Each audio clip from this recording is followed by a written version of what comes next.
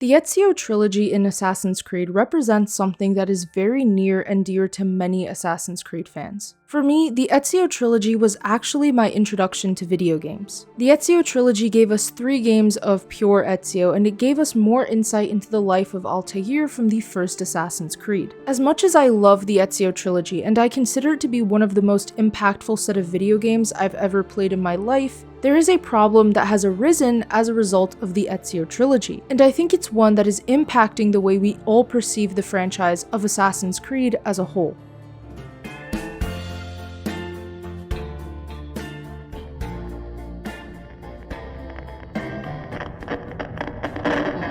Ezio Auditore is one of the most beloved Assassin's Creed characters. First introduced in Assassin's Creed 2, which I've already spoken about in a separate video if you'd like to check that out, Ezio quickly became a fan favorite. He was funny and quick-witted, but he also grew from the trauma and pain he had experienced and became one of the most important members of the Assassins. Ezio is charming and appeals to a wide audience of players. Anyone can like Ezio because he's charismatic, and that's a really impactful character trait. The way Ezio conducts himself does make players subconsciously like him. So the issue is not with Ezio as a person or Ezio as a written character. Ezio is pretty much one of my favorite characters in video games ever. But the issue is actually the fact that Ezio got 3 games. In psychology, you might have heard about this before, but the more you see something, the more you get used to it. So, for instance, if you keep seeing a box near the door every day, eventually that box starts to become a normal part of the scene in front of you. If the box is suddenly removed, it bothers you because subconsciously you're used to seeing that box by the door. It's almost like it's now a part of the doorway.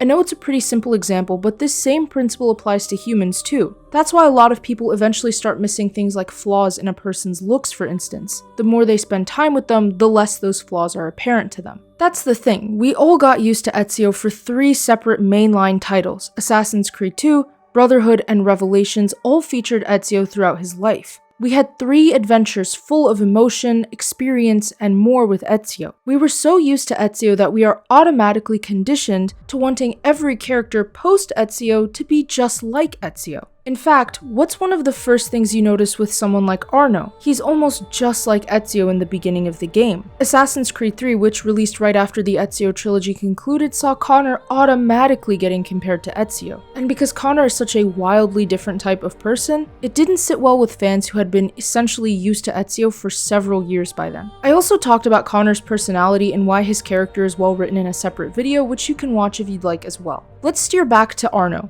He only got 1 game, Assassin's Creed Unity, and that's not nearly enough time to advance his character further. Sure, we did get the Dead Kings DLC, but is that really enough time to understand Arno's character, or at least in comparison with Ezio? Arno is funny, he's charming, smooth, he's a romantic, I mean he's clearly a well-written, well-developed type of person. But then, we didn't really get the Ezio level of time with Arno. As an author, I know what it feels like to prefer one character over another in my writings. If an author denies doing this, chances are they're lying. You will automatically naturally prefer one character and may even find this character taking the spotlight away from your other characters. So you probably have to readjust your story and make sure this character's importance and significance makes sense. But what happens is that you'll get stuck in a bit of a loop, trying to figure out how to keep this character's story going while giving weight to the other characters. What you'll end up seeing is that secondary characters might start blending and losing out on needed development. It's a challenge, but once you figure out how to overcome it, your writing will be much better. It's something I had to learn to do myself through many scrapped books, honestly. This same process has likely happened with Assassin's Creed. The writers clearly preferred Ezio, they wanted to keep a story going for a while, but they realized that wasn't possible and ended it after 3 games. So then they moved on and tried to create new characters, but none of these characters really sparked with the writers the way Ezio did. Plus, video games often have more than one writer, and main writers can be replaced. What happens in this case? New writer, new vision, new style, and now you've gotten a bit of a disconnect with the character and the franchise. Packing a full amount of character development in a video game is one of the most complicated things I can think of. When you write a book, you can have over 100,000 words to do this same process. In a video game, you have to develop not only a character, but a world, mechanics, levels, and so much more. I think you can imagine how difficult this is. What the writers did with Ezio is the right thing. anything, he had enough screen time and his games were fun. What the writers did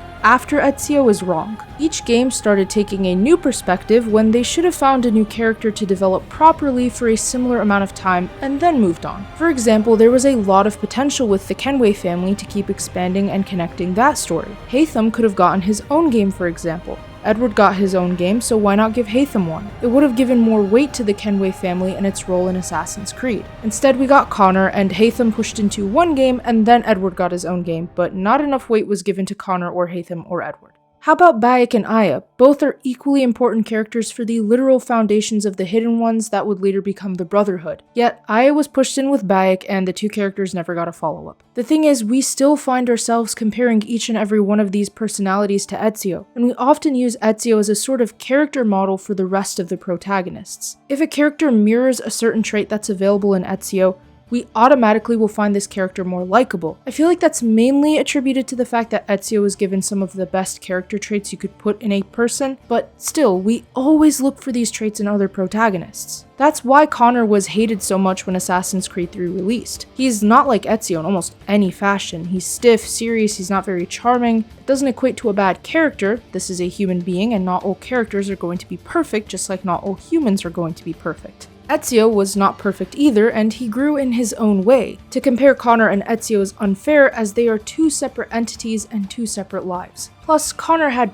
part of a game, and Ezio had 3 full games. It's really just not enough to compare the two. I'm glad that Basim is getting his own game since we saw him in Valhalla. He clearly needed more screen time and development, and having Assassin's Creed Mirage makes the most sense. I just wish that Assassin's Creed saw the potential of expanding the stories of their existent characters beyond a single title. I think more justice could have been dealt for these amazing personalities they created. Assassin's Creed and the Ezio Trilogy are great sets of games, but the issue with Assassin's Creed right now isn't even just the games. The games are fun, they're good, whatever, but the writing is just not doing justice for the characters. After creating a beautiful and amazing trilogy for Ezio, you can't really just move from that model and expect people to enjoy the rest of the protagonists in the exact same fashion. At the end of the day, I think it's important to try and omit Ezio when comparing the characters after him. He's an amazing character, but he had enough time to develop and really no other protagonist did. If the other characters had trilogies, compare them all you like.